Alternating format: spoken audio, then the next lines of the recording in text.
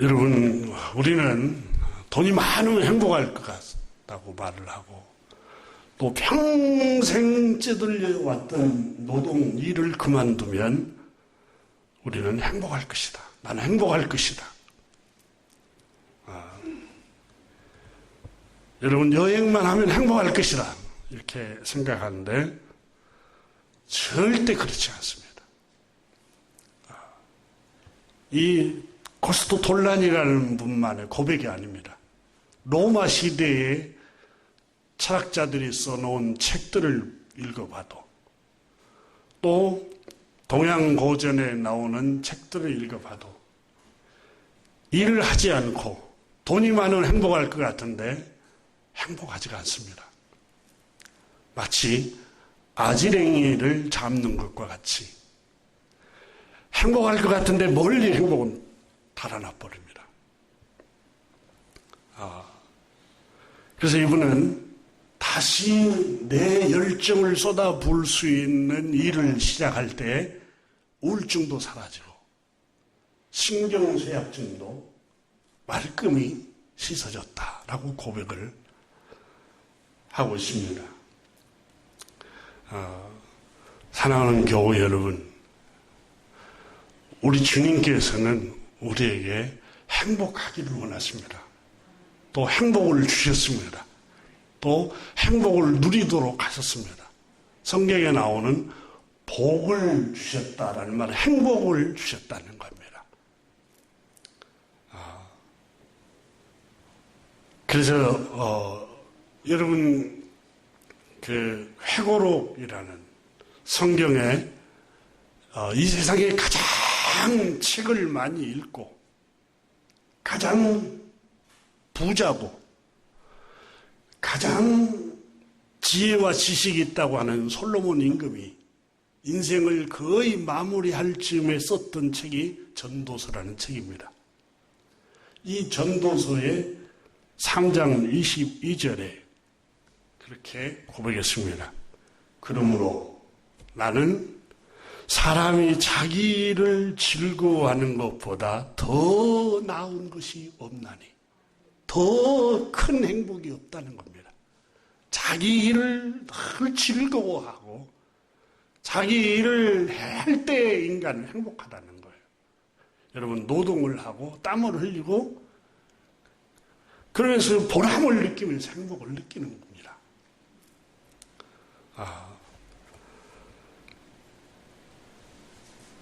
이는 그것이 그의 주신 하나님의 복 때문이다. 목 때문이라 그래요. 축복 때문이다.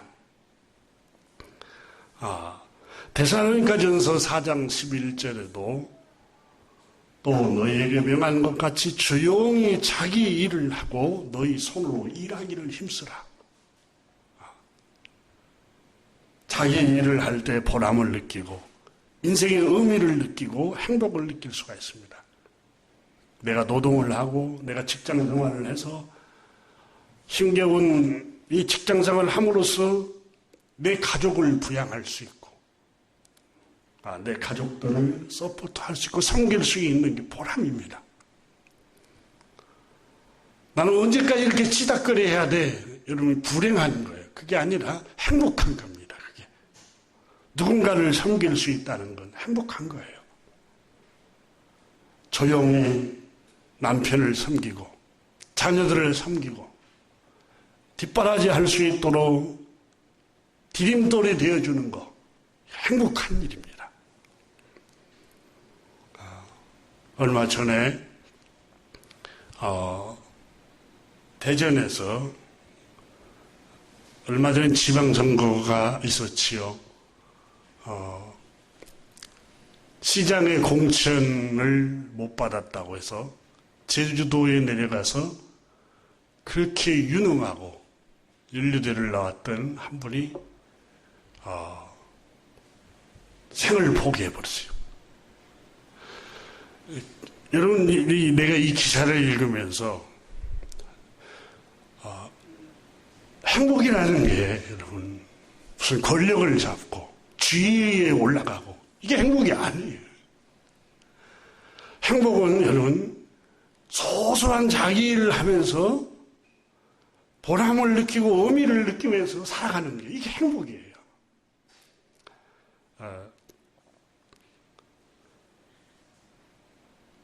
사람이 자기 일을 하지 않을 때 부정적인 생각이 듭니다. 제가 그 장신대를 다닐 때 대학원을 다니면서 그 한경직 목사님 밑에서 목회를 했던 박조준 목사님이라고 영락교회 시무했던 목사님 수요 예배를 갔었는데 그때 한번 그 목사님이 그 얘기 하시더라고요. 청년 때 교우 여러분 사람이 할 일이 없는 것처럼 불행한 게 없습니다. 그분이 그리고 사람이 할 일이 없으면 오만 가지 생각이 다 듭니다.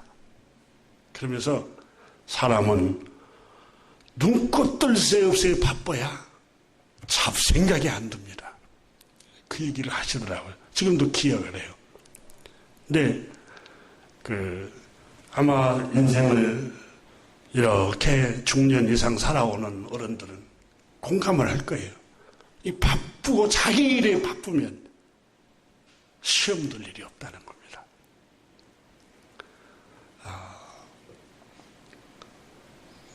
한 목사님이 시골교회 심우하는 목사님이 그런 고백을 하더라고요. 다 농사 짓고 다 자기 일 하느라고 바쁘고 너무 편안한데 공직에 있다가 은퇴한 장로님이 한 분이 계시대요.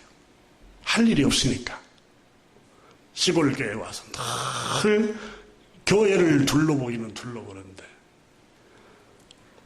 이것이 어쩌다 저것이 어쩌다 다른 분들은 다 자기 일에 집중을 하는데 온갖 혼자 시험이 다 들어있더래요. 그러니까 여러분 자기 일이 없으면 온갖 생각이 부정적인 생각이 다 들어와요.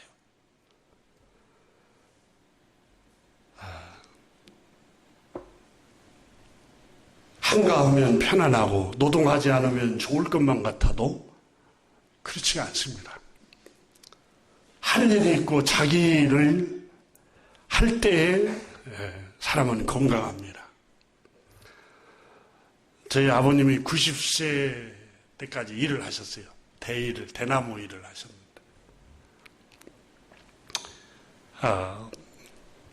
대일을 하다가 앉아가지고 이렇게 고난 잠을 일하시다가 이렇게 코를 골면서 주무시는 모습을 보면서 그래서 제가 그 옆에 있을 때 걔 사람은 일을 해야 잠도 달고 또 일을 해야 소화도 잘 되고 밥맛도 맛있다. 그 얘기를 하시더라고요. 근데 실제로 여러분 전도서 5장 2절에 지혜자 솔로몬은 노동자는 먹는 것이 많든지 적든지 잠을 달게 자거니와. 그러니까 노동을 하고 땀을 흘리고 힘겹게 일을 하는 사람들은 잠이 달다는 거예요. 잠이. 그리고 부자는 그 부유함 때문에 자지 못하느니라. 여러분 어떻게 부자인데 부자하고 돈이 많은데 이게 잠이 안 올까요? 참 역설적인 얘기잖아요. 부유하고 돈이 많으면 편안하고 행복하고 잠도 잘 올 것 같은데 그렇지 않아요. 여러분 우울증 환자가 여러분 우리가 더 경제적으로 어려웠을 때가 많아요? 아니면 더 잘 사는 선진국에 와서 더 많습니까? 지금이 더 많아요. 잘 사니까. 그래서 노동자는 먹는 것이 많든지 적든지 잠을 달게 자거니와. 잠을 잘 못 자는 것처럼 고통스러운 게 없습니다. 불면증에 시달려본 여러분 혹시 불면증에 시달려본 경험이 있습니까? 저는 길게는 없어도 조금 있었습니다. 뜬 눈으로 셀 때 정말 잠을 자려고 하는데 잠이 안 드니까 정말 고통스러운 거예요.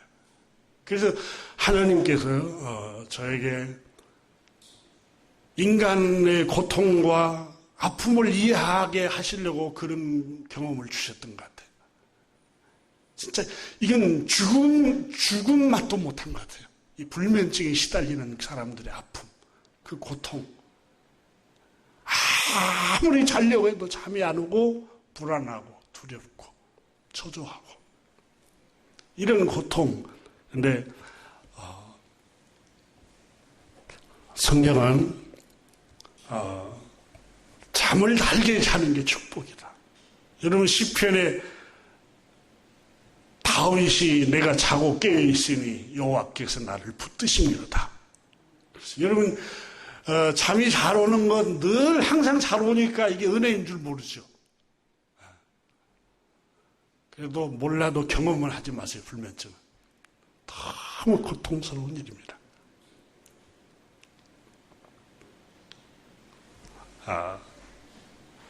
우리가 짧은 생을 동시대에 함께 같이 살아가고 있습니다. 우리는 전체 우리가 한 세대는 왔다 한 세대는 다시 오듯이 한 세대 우리 같은 세대의 이 지구상을 살다가 지나가고 있습니다. 길지도 않아요. 여러분 시편에 너의 남은 인생을 세어보아라 그랬잖아요. 여러분 한번 세워. 70이요 강간하면 80이면 한번 세어보세요. 얼마 남지도 않았어요. 그때 이 솔로몬은 뭐라고 얘기를 했냐면 전도서 8장 15절에 이에 내가 희락을 찬양하노니 기쁨과 즐거움을 찬양하노니 그랬어요. 이는 사람이 먹고 마시고 즐거워하는 것보다 더 나은 것이 해 아래 없습니다. 이 지상에서 우리가 잠깐 살다가 가는 동안에 최고의 행복이 뭐냐? 기쁨과 즐거움으로 살아가는 거예요. 생이 짧아요. 그러니까 가능하면 기뻐하고 즐거워하면서 살라는 거예요. 솔로몬은. 그래서 하나님의 말씀도 항상 기뻐하라. 짧아요. 기뻐하기도 너무 짧은 생이에요. 여러분 지내놓고 보니까 금방 지나가 버렸잖아요. 그래서 지혜자 솔로몬은 이에 내가 희락을 찬양하노니 기쁨과 즐거움이 최고라고 내가 찬양하노니 사람이 해 아래 사는 날 동안에 먹고 마시고 즐거워하는 것보다 더 큰 행복이 없다. 그러니까 몽창 마시고 몽창 먹고 이런 의미가 아니라 즐거워하면서 살아가라는 거예요. 즐거워하면서. 기뻐하면서 살아가고. 여러분 주님께서 우리에게 주신 말씀 너무 정확합니다. 여러분 드시고 싶은 거, 맛있는 거, 먹고 싶은 거 있으면 자주는 못 먹어도 나가서 사 잡수세요. 잠깐 지나가니까 세상에. 그리고 여러분 부모님 모시고 또 여러분 남편과 아내와 함께 자녀들을 데리고 늘 여러분 행복하게 즐겁게 살아가세요. 어떻게 하면 행복하게 즐겁게 유럽의 그 투자의 신이라 불리웠던 코스톨란이라는 분도 그 책에서 내 인생에 있어서 최고의 행복은 맛있는 음식과 함께 또 아름다운 사람들과 함께 교제를 나누며 영감 있는 음악을 들을 수 있고 또 부를 수 있고 찬양을 부를 수 있고 이런 즐거움이 없다면 내 인생은 불행했을 것이다. 그랬어요. 여러분 어마어마한 부자예요. 근데 이분도 인생의 행복은 이렇게 사랑하는 사람들하고 함께 교제를 나누면서 이렇게 소소하지만 맛있는 음식을 함께 같이 나누면서 즐겁게 살아가는 것이라고 말씀했어요. 그게 없다면 내 인생은 불행했고 단조로웠었다 이렇게 고백했어요.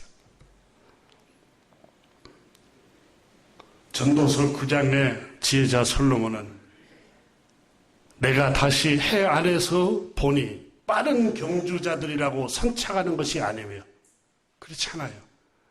머리가 좋다고 해서 빨리 도착한 것도 아니고 순발력이 빠르다고 해서 내가 목표하는 그 목표 지점에 빨리 도착하는 것도 아니라는 거예요. 내가 목표하고 내가 지향하는 그 도달하려고 하는데 가는 길에 나의 발목을 잡는 게 얼마나 많습니까? 나는 머리는 샤프하고 여러분 행동은 민첩하고 가정 환경은 좋을지라도 자녀들 때문에 발목 잡히기도 하고 직장 생활 때문에 발목 잡히기도 하고 질병 때문에 발목 잡히기도 하고 빠른 경주자라고 해서 먼저 도착하는 게 아니다. 용사라고 해서 전쟁에 승리하는 것이 아니며 그렇잖아요. 골리앗이라고 해서 전쟁에서 늘 승리한 게 아니잖아요. 다윗에게 패하잖아요. 나는 돈도 있고 건강도 있고 백도 있으니까 나는 걱정 없어요. 그렇다고 해서 인생이 행복해지는 것은 아니라는 거예요.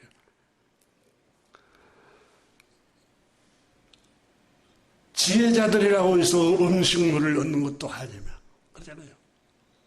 풍요로운 애국 백성들은 여러분 나일강 때문에 기근을 모르고 지냈던 나라이지만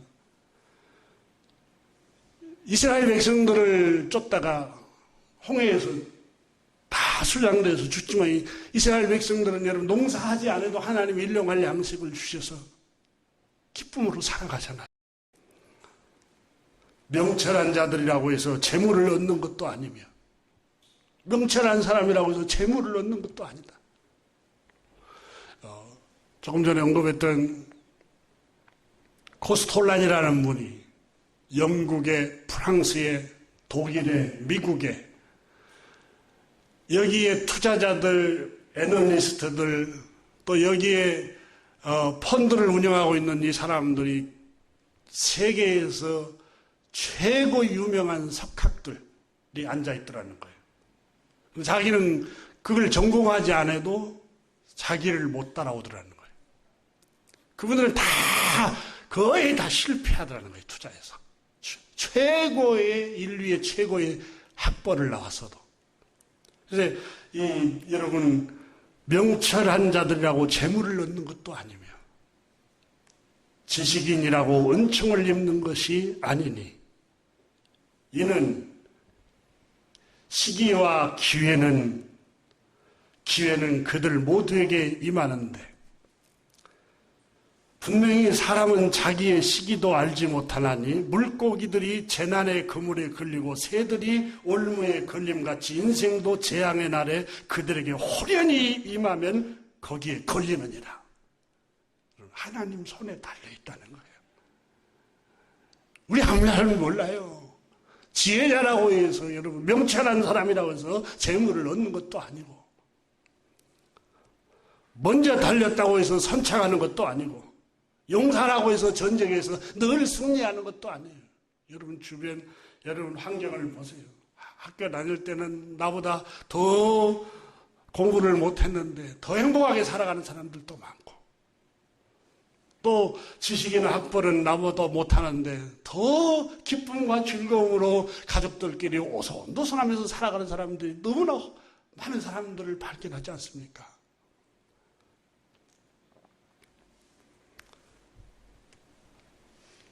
지혜자 솔로몬은 주님 손에 달려 있습니다.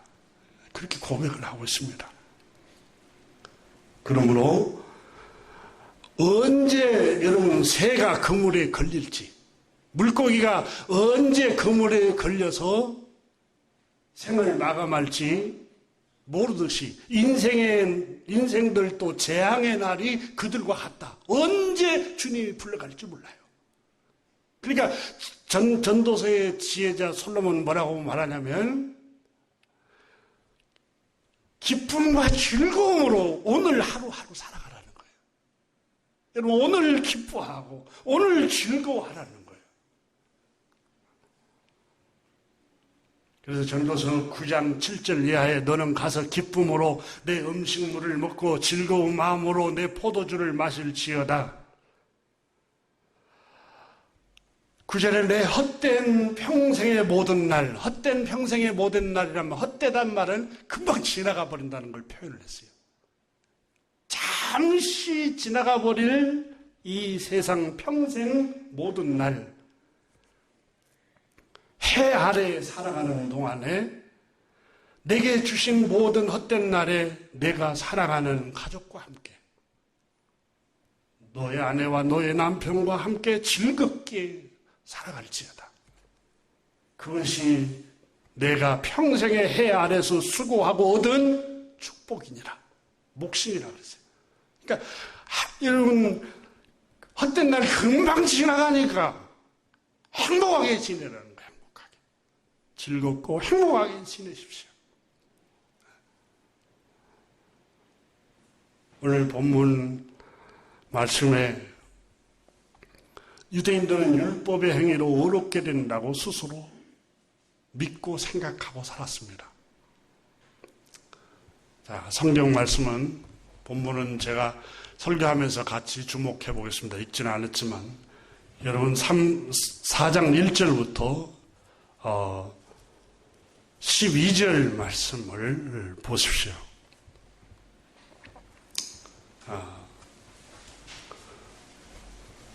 1절에 그런즉 육신으로 우리 조상인 아브라함이 무엇을 얻었다 하리요. 2절로 옵니다. 시작. 만일 아브라함이 행위로서 의롭다 하심을 받았으면 자랑할 것이 있으려니와 하나님 앞에서는 없느니라. 그리고 3절에 성경이 무엇을 말하느냐? 성경이 무엇을 말하느냐? 같이 봅니다. 아브라함이 하나님을 믿음에 그것이 그에게 의로 여겨진 바 되었느니라. 성경이 무엇을 말하고 있습니까? 자, 유대인들은 율법의 행위로 의롭게 된다고 생각을 했어요. 율법으로 하나님 앞에 이를 수 있다고 생각했어요. 하나님의 영광에 이를 수 있다고 생각했어요. 근데 율법으로 어려워질 수 있다는 그 자긍심, 할례에 대한 어려움, 이런 것들 때문에 오히려 그들은 눈이 더 영적으로 점점 어두워져 버린 거예요. 마치 코스토란이라는 분이 돈이 많고 일을 그만두면 행복할 줄 알았는데 신경쇠약증에 걸리고 우울증에 시달린 것처럼 율법으로 어려워질 수 있고 율법으로 하나님 앞에 이룰 수 있다라고 생각했는데 오히려 눈이 어두워져 버린 거예요. 그것 때문에. 하나님께서 보내주신 구원자 예수 그리스도를 십자가에 못 박아 죽여버리고 만 거예요. 유대인들이. 율법 때문에 눈이 어두워져 버린 거예요. 오히려 율법으로 어려워지려고 했던 것 때문에. 그래서 바울 선생은 로마에 있는 유대인 여러분 그리고 이방인 여러분 아브라함을 한번 생각해 보십시오 하고 3장에서는 믿음으로 어려워집니다. 예수 그리스도 하나님께서 보내신 하나님의 아들 예수 그리스도를 믿음으로 어려워집니다. 라는 걸 명제로 선언해놓고 생각을 해보십시오. 아브라함을 한번 예로 생각해 봅시다. 지금 그 얘기하는 거예요. 성경이 무엇을 말하려고 하는 것입니까? 아브라함을 한번 생각을 해보십시오. 하고 아브라함 예를 들고 있는 겁니다. 아브라함도 성경이 아브라함에 관해서 뭐라고 얘기하고 있습니까? 라고 3절에서 말씀하면서 아브라함이 하나님을 믿음에 그 믿음을 하나님이 의롭다고 여기셨다는 사실을 기억하십시오. 이렇게 말하고 있습니다. 아브라함은 율법의 행위로 하나님께 인정받은 사람이 아닙니다. 그 말입니다. 우리는 아브라함 하면 창세기 12장에 너의 본토 친척 아버지 집을 떠나 내가 내게 지시할 땅으로 가라. 그 말씀에 순종했기 때문에 아브라함이 하나님 복을 주셨다. 이렇게 오해하는 경우가 있습니다. 또 그렇게 가르치는 성경 설교자들이 있습니다. 그런데 뭘 행했기 때문에 하나님이 아브라함에게 그런 말씀하셨습니까? 아닙니다. 너의 본토 친척 아버지 집을 떠나 내가 내게 지시할 땅으로 가라. 이 가기 전에 이미 무슨 일을 행하기 전에 아브라함에게 하나님이 나타나셨어요. 그리고 말씀을 주셨어요. 이게 은혜입니다. 아브라함은 우리와 똑같은 죄인이요 허물 많은 사람입니다. 그의 고향은 그의 아버지 데라가 갈대아 우르라는 지역에서 아브라함을 낳고 거기서 살았습니다. 갈대아 우르는 지금으로 말하면 이라크 지역입니다. 그 지역이 유브라데스 강이 흐르고 있는 강. 근데 어떻게 아브라함이 거기에서 살아갔을 때에 그의 아버지와 아브라함이 죄를 짓는 삶을 살았던가를 어떻게 알 수 있느냐? 여호수아 24장 2절 3절에 보면 여호수아가 이스라엘 백성들을 이끌고 가나안 땅에 들어가지 않습니까?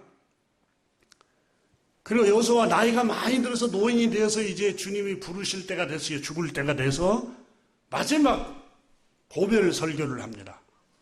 설교를 할 때 그 내용이 여호수아 24장에 나오는데 2절에 보면 여러분 성경을 한번 여호수아 24장 2절을 한번 봅시다.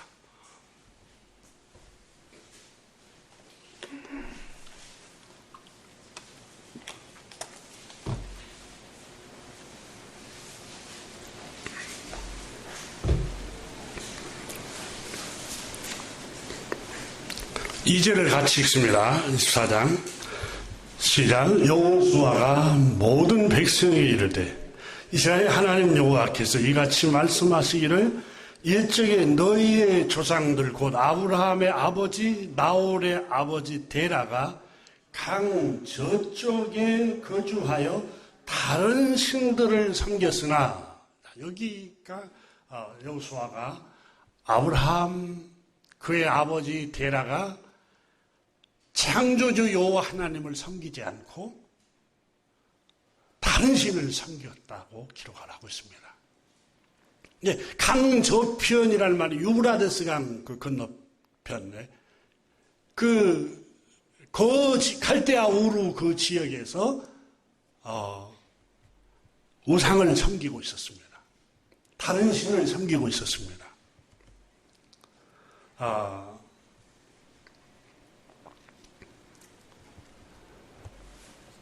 그리고 3절에 내가 너희의 조상 아브라함을 강 저쪽에서 이끌어내어 그래서 갈대아 우르를 떠나 내가 내게 지시할 땅으로 가라. 이끌어냈다는 말은 왜 이끌어냈겠어요? 다른 신을 섬기니까 창조주 하나님을 섬기도록 불러냈다는 거예요. 그러니까 아브라함과 그의 아버지 데라가 선한 행동 때문에 불렀습니까? 아니에요. 어떤 율법의 어려운 행위 때문에 아브라함을 불러냈습니까? 아닙니다. 다른 신들을 섬기고 귀신을 섬기고 우상을 섬기고 창조주 하나님을 섬기지 아니한 불순종의 사람이었어요. 아브라함의 어려운 행동 때문에 하나님이 아브라함을 부르시고 축복한 게 아니에요.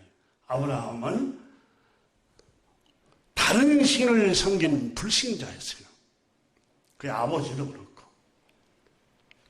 그러니까 다시 로마서 4장에 돌아가면은 성경이 무엇을 말하느냐? 아브라함이 하나님을 믿음에 그것을 의로 여기셨느니라. 그러니까 아브라함이 율법의 행위로 의로워진 게 아니라 하나님의 은혜로 부르심을 받았을 때에 그 말씀을 믿는 걸 보시고 하나님이 의롭다고 칭해 주셨다. 이렇게 말씀하고 있는 겁니다.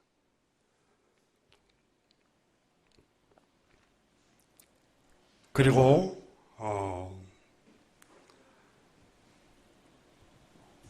다시 로마서 4장 4절을 여러분 한번 보십시오.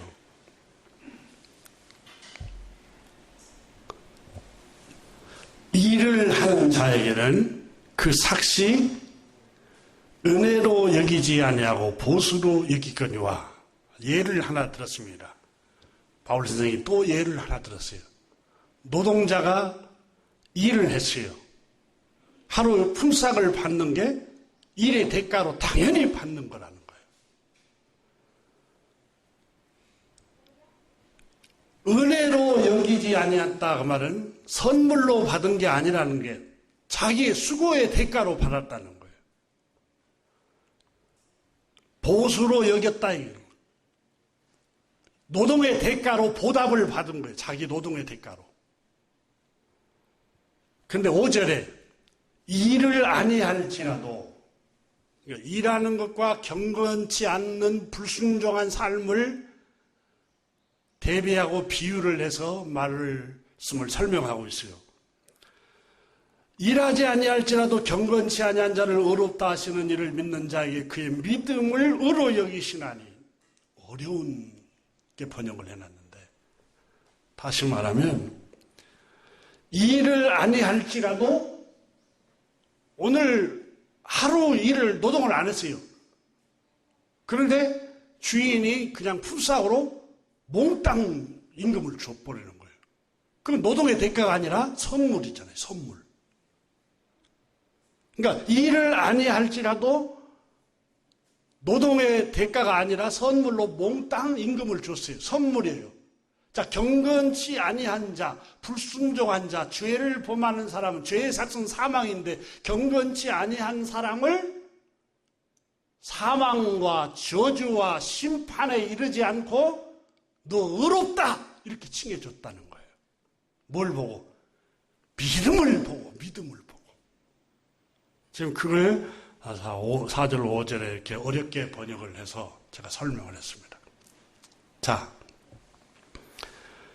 그래서 일을 하지 않는 사람에 관해서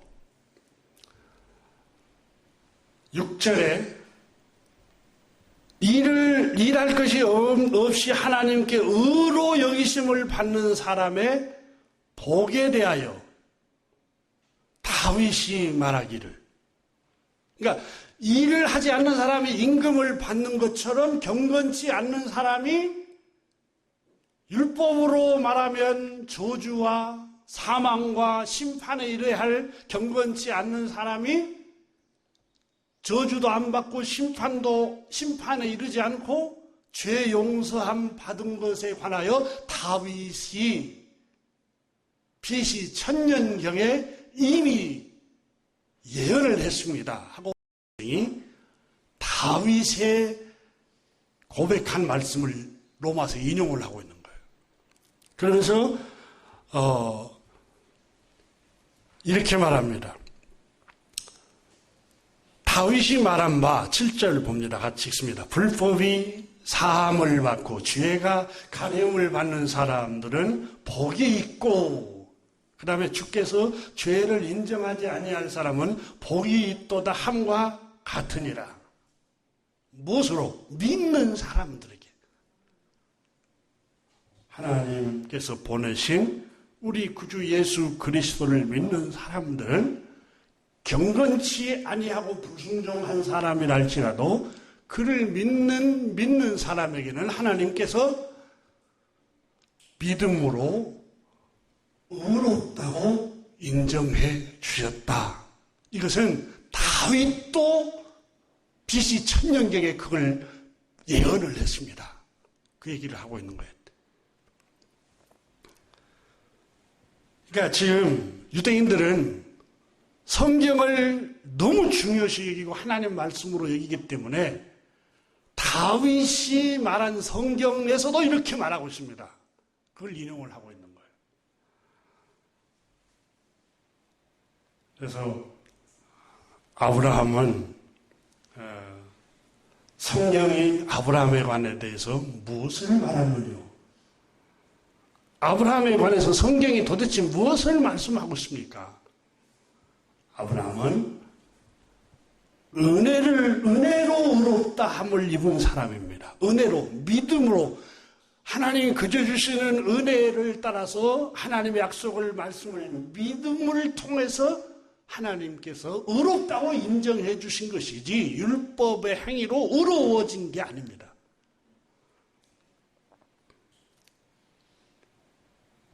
이걸 지금 바울 선생이 설명을 하고 있는 겁니다.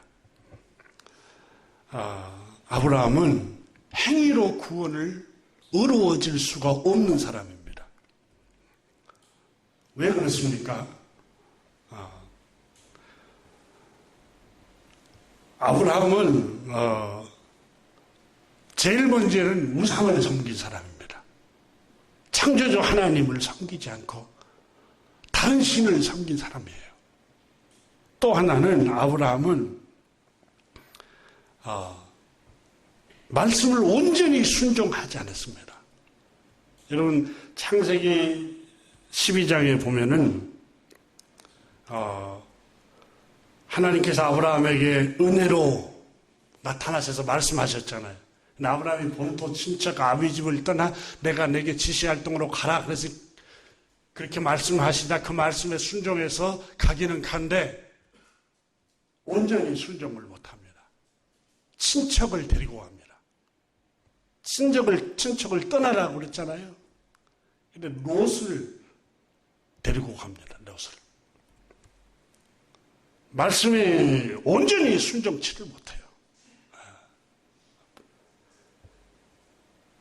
그래서 롯을 데리고 가다가 아브라함은 고난을 당합니다. 롯 때문에 종들끼리 다 갈등을 이렇게 싸웁니다. 편안할 날이 없어요. 편안할 날이. 그리고 롯이 또 전쟁터에 잡혀가잖아요. 그 롯을 조카를 구하려고 목숨을 또 걸잖아요.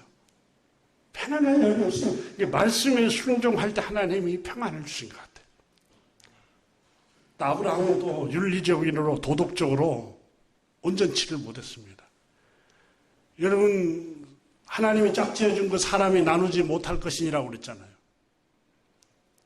그리고 율법성에 보면은 장가를 든 아내, 장가를 든 남자가 남편이 죽기 전에, 아내가 죽기 전에 이렇게 남편을 2명 또 와이프를 2명, 3명 얻으라고 성경에 말씀하시지 않잖아요. 그런데 성경에 이 아브라함은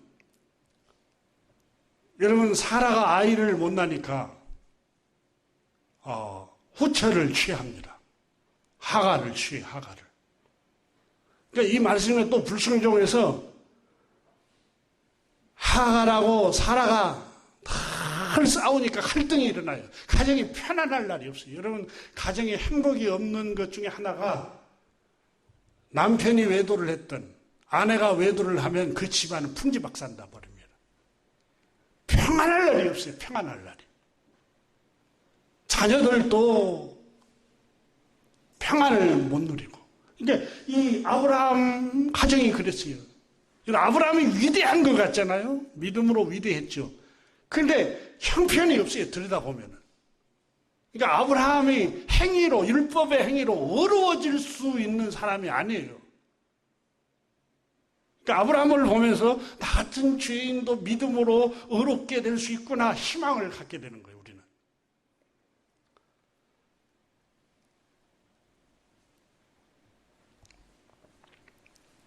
또 창세기 20장에 보면은 하나님께서 가나안 땅에 머물러라고 그러잖아요. 근데 흉년이 드니까 자꾸 흔들려요. 마음이 흔들리고 환경 때문에 막 흔들려요. 마음이. 말씀을 붙잡았지만 절망이 오니까 불안하고 초조하고 두려우니까 흔들려요. 믿음이 흔들려요. 율법으로 이게 온전합니까? 성경에 의심하는 것은 죄라고 그랬잖아요. 말씀을 의심하는 거. 늘 말씀을 의심하고 그래서 애굽으로 내려가다가 자기 아내 사라를 애굽 왕에게 한번 빼앗기잖아요. 애굽 왕에게 빼앗겨서 결국 하나님이 다시 되찾아주지만 말씀의 불순종, 온전히 순종치를 못했어요. 그래서 교우 여러분 오늘 성경에 성경이 무엇을 말하느냐? 아브라함이 율법의 행위로 어려워졌습니까? 아닙니다. 아브라함은 여호와를 믿을 때 그 믿음을 보시고 하나님께서 어렵다고 인정해 준 겁니다. 이걸 바울 선생이 로마에 있는 유대인들과 이방인들에게 지금 복음을 설명하고 있는 겁니다.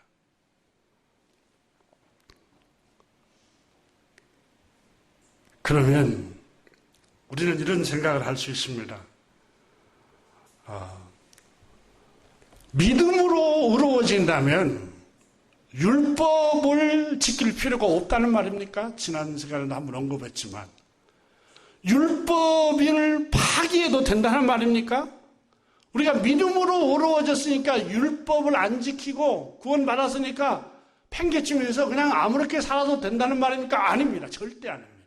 바울 선생은 3장 31절에 그런즉 우리가 믿음으로 말미암아 율법을 파기하느냐? 그럴 수 없느니라. 도리어 율법을 굳게 세우느니라. 왜 율법을 지켜야 하죠? 여러분, 구원은 은혜로 받지만 율법의 말씀을 지키지 않으면 이 세상 살아가는 동안에 행복이 없습니다. 행복이. 평안이 없어요. 평안이.